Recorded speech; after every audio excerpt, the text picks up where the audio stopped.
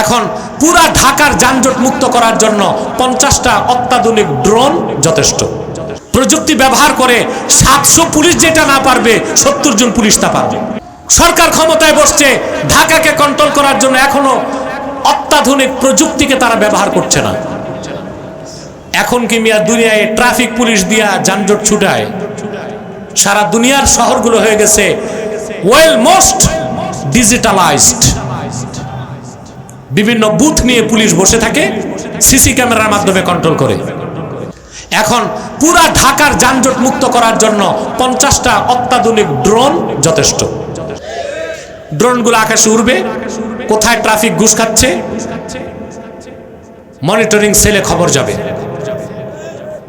কোথায় যে গাড়িগুলো আটকা আছে, গাড়িগুলো আটকায় কেন? বিট খাওয়ার জন্য। গাড়ি আটকায় কারা? আমি পুলিশকে দায়ী করব না, পুলিশের মধ্যে হাজারো পুলিশ আছে ভালো, যেগুলো খারাপ আছে শাস্তি হোক।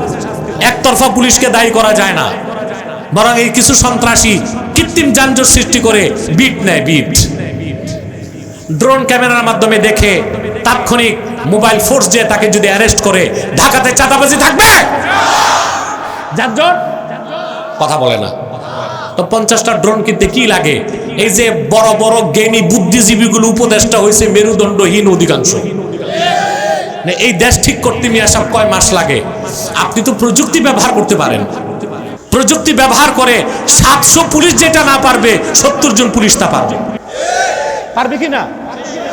সেটার জন্য আপনাকে ডিসিশন নিতে হবে, পলিসি মেক করতে হবে, আইনকে প্রয়োগ করতে হবে।